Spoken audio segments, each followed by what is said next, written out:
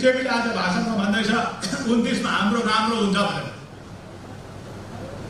Local बीजेपीले भन्दैछ सिक्किममा 29 मा बीजेपीको राम्रो हुन्छ भनेर। हामीलाई बीजेपीको राम्रो होइन, हामी सिक्किमे जनतालाई सिक्किमलाई राम्रो हुने हामीले सरकार चाहन्छ। अनि सिक्किमलाई राम्रो हुने सरकार, देशलाई राम्रो हुने सरकार चाहिँ एसडिएफ पार्टीले दिन्छ।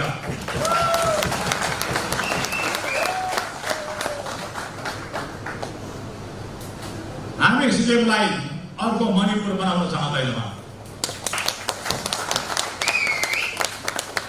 हामी सिक्किमलाई अर्को मणिपुर होइन, हामीले सिक्किमलाई सिक्किम बनाउन चाहन्छौँ। शान्ति र सुरक्षित सिक्किम बनाउन चाहन्छौँ। हामी डेन्जौँ बनाउन चाहन्छौँ, हामी रेन्जौँ बनाउन चाहन्छौँ, हामी सुहिम बनाउन चाहन्छौँ। हामी सिक्किमलाई सिङछाङ बनाउन चाहन्छौँ। सिक्किमलाई हामी सिक्किमेको शिक्षित बनाउन चाहन्छौँ, सिक्किमेको सुहिम बनाउन चाहन्छौँ। हामी सिक्किमलाई कुनै परिस्थितिमा पनि हामी मणिपुर बनाउन चाहदैनौँ। त्यसकारण 2019 मा हामीलाई सिक्किमलाई राम्रो हुने सरकार हामीलाई चाहिन्छ। कुनै पार्टीले राम्रो हुने भने सिक्किमलाई राम्रो हुने सरकार चाहिन्छ। त्यो चाहिँ एसडिएफको सरकार सिक्किमलाई राम्रो हुने सरकार हो।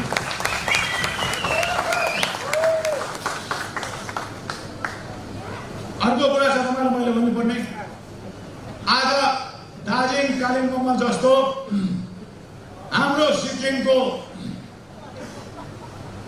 खसलाई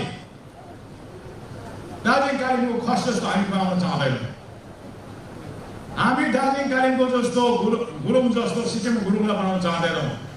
हामी सिक्किमको क्षेत्रीय बाहुन खसलाई हामी सिक्किमे खस बनाउन चाहन्छौँ, सिक्किमे क्षेत्रीय बाहुन। हामी सिक्किमको गुरुङलाई सिक्किमे गुरुङ बनाउन चाहन्छौँ। हामी दार्जिलिङ कालिम्पोङ जस्तो चाहिँ गुरुङ बनाउन चाहदैनौँ। त्यसैले हामीलाई अहिलेको घडीमा चाहिँ हामीलाई सिक्किम चाहिन्छ। हामीलाई कुनै पार्टी चाहिँदैन। हामीलाई परिपूर्ण हुने पार्टी छ सिक्किममा। यो तपाईँलाई म जानकारी दिन चाहन्छु।